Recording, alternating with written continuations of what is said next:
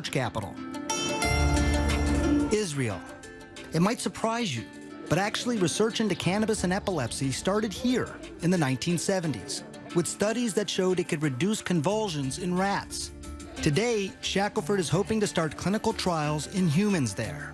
We need to understand it well enough that they won't be reluctant to at least give it a thought, at least try it. And it's not just epilepsy, but researchers in Israel are studying a variety of illnesses. When we come back, what they're finding, up close, and an amazing look inside hospitals and nursing homes where patients are lighting up, courtesy of the Israeli government.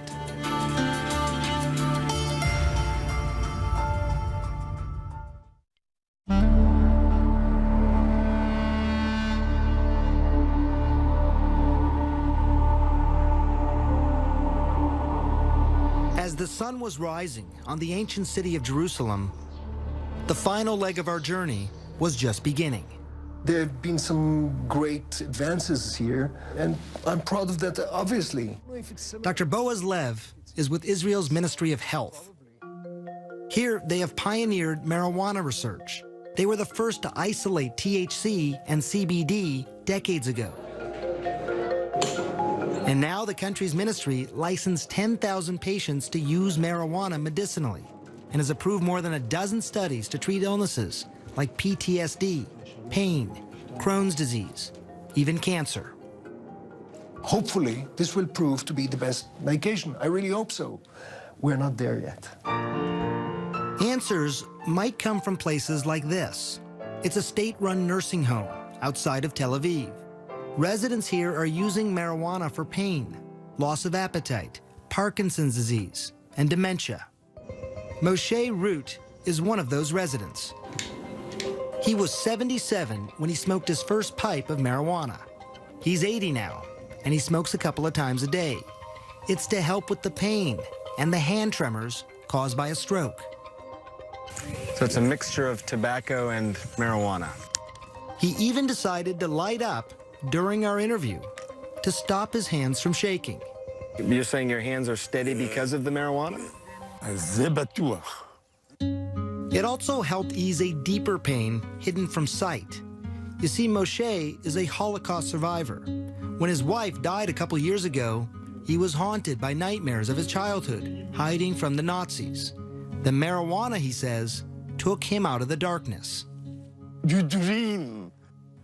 You fly. When you smoke? Yeah. There are 19 other patients here. Scientists at Tel Aviv University are now studying their progress, and they call the results outstanding, including weight gain, improved mood, pain, and tremor reduction. But I can tell you as a doctor, it was my next stop that proved the most surprising. This is Israel's largest hospital, Sheba Medical Center. You put up your medical cannabis. Amashe is using marijuana to help him with the pain and nausea from chemotherapy. Filling up this balloon, so that's your medicine inside there. Of course. Now take it out, put up the valve. And he's doing it inside the hospital. How are you feeling? A relief, first of all, in the muscle, in the leg.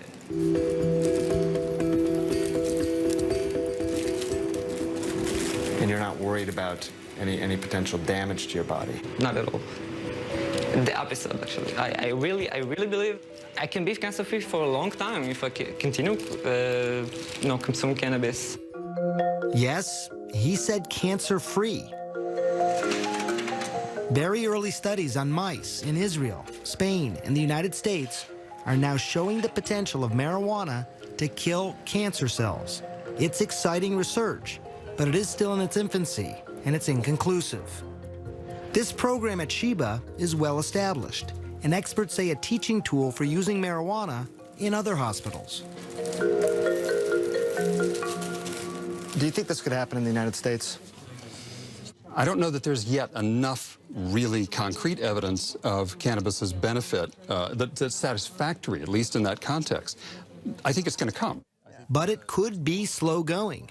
The FDA has been great at approving studies, but National Institute of Drug Abuse has been really stonewalling and blocking any studies looking at therapeutic effects of cannabis because that's not their mandate. Their mandate is to look at the harms of drug use. It's very easy to blame an organization. Dr. Nora Volkov, who is the director of NIDA, says they are not standing in the way.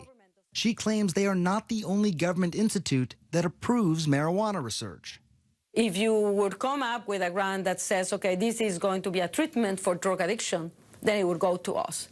But if it's cancer, it goes to the Cancer Institute. If it is schizophrenia, it goes to NIMH. And so the institutes have a mission with certain diseases.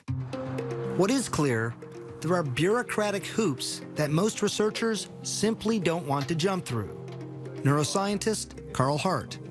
There are not many people studying marijuana. It's very difficult to get approval to study marijuana. What's nice about Israel is that the government is helping the research to happen. And it's research that could give hope to patients like Charlotte Figge. I made it. Scientists in Israel are learning that marijuana use might actually protect the brain, not damage it. They've been able to show that it can decrease the amount of brain damage from head injuries in mice. To be able to give a medicine after the injury to reverse some of the damage, that's huge. I want to paint my nails. You want to paint your nails? I'll paint your nails. I literally see Charlotte's brain making connections that haven't been made in years. It's almost seeming to build her brain, where before it seemed broken. And while scientists are still at the very early stages of knowing if this is actually happening, I can tell you it was remarkable to see her progress. In the 3 months since we first met her, we saw a change. She was now talking more. Say puppy. Yeah. She's horseback riding. Good girl. She even rides a bike on her own. And the special strain made for Charlotte is now named for her. It's Charlotte's Web. It is Charlotte's plant. It's Charlotte's plant. Not anymore. Now it's for all the children. More than 41 children are using Charlotte's Web here in Colorado.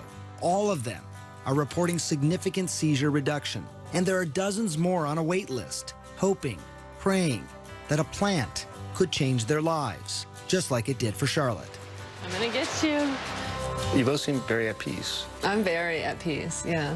Very peaceful. We've been given a great life. You know, it's unfortunate that Charlie has this Dravet syndrome, but thank God we've got something now that's working. She's doing so great today. Yeah.